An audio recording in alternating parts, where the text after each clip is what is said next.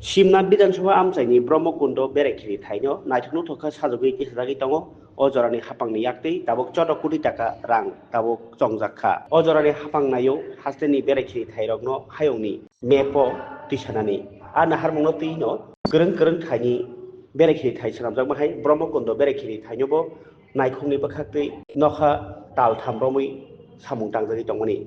Kini kok thumtai berekiri naikunu Mantri Susanto Chaudhary Bromokundo berekiri thaio बेरायनायनि बागै थांखा लगियो अफिसार नति सामुं बोसोर दवै दं ताई ताम खलायजागि दंखा आब्रं नायनि बागै लगियो दंखा मुहूर्तपुर बखास्ते नायकल फां सजल देबना ताई दंखा अफिसार अ बेरायनाय माने नति कक मथुंगेरनि बोसोराव सायखना राखा अ सामुं सुकागि दंमनि कक मन्त्रि सुशाন্ত চৌধুরী কোনটা যে পর্যটন দপ্তরে বর্তমান সরকার আমলে যে সমস্ত উন্নয়ন পরিকল্পনা নেওয়া হয়েছে কি হচ্ছে এখানে পর্যটনকে বা তার পরিকাঠামোকে ঢেলে সাজানোর জন্য প্রধানমন্ত্রীর দিক নির্দেশে আমাদের মাননীয় মুখ্যমন্ত্রী এবং আমাদের পর্যটন দপ্তর আমরা কাজ করছি।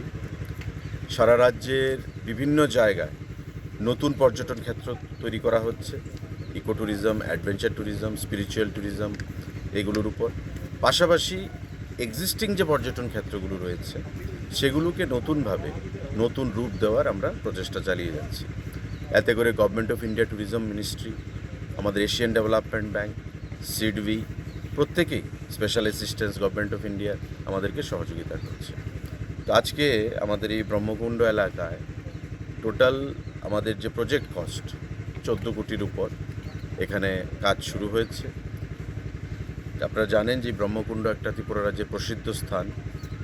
প্রতি বছর মানুষ এখানে বিভিন্ন তাদের পিণ্ডদান বা বিভিন্ন ধর্মীয় কাজের জন্য, অনুষ্ঠানের জন্য এখানে জড়ো হন, মেলা অনুষ্ঠিত হয়। সে মেলা অনেক দিন ধরে চলে।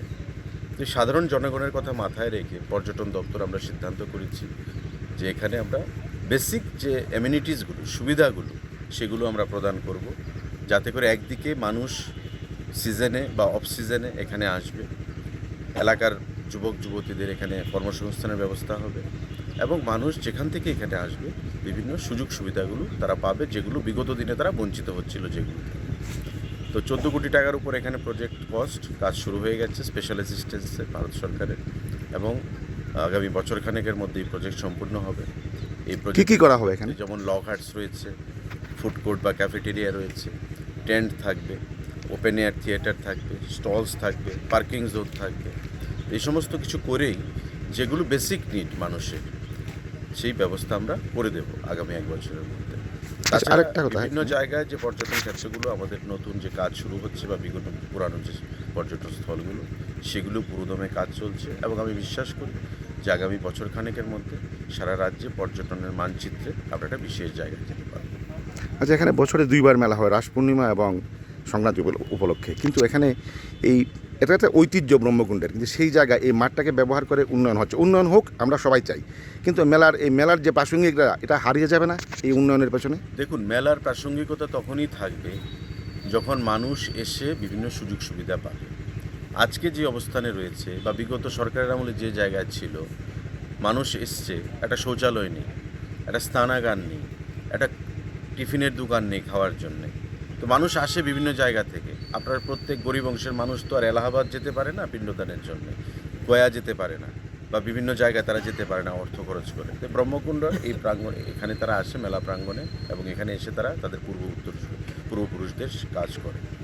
তো আমরা সেই কথা মাথায় রেখি, যে মাঠের কথা আপনি বলছেন সেই মাঠের বিশেষ কোনো ক্ষতি হবে না, কারণ যে প্রজেক্টটা হচ্ছে মাঠের চতুর্দিকে হচ্ছে দেখবেন, এবং মেলার সময় মেলার প্রাঙ্গণে যেন কোনো অসুবিধা না হয়, এটাকে আরও বেশি করে জনপ্রিয় করে তোলার জন্যে এই প্রজেক্টটা আমরা করেছি।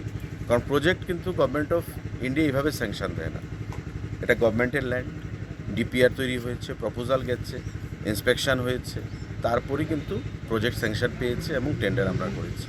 তো সেটা সারা রাজ্যের মানুষের কথা মাথায় রেখে, যারা এখানে এসে তাদের কাজ করতে চান তাদের কথা মাথায় রেখে, স্থানীয় জনগণের কথা মাথায় রেখেই আমরা করব।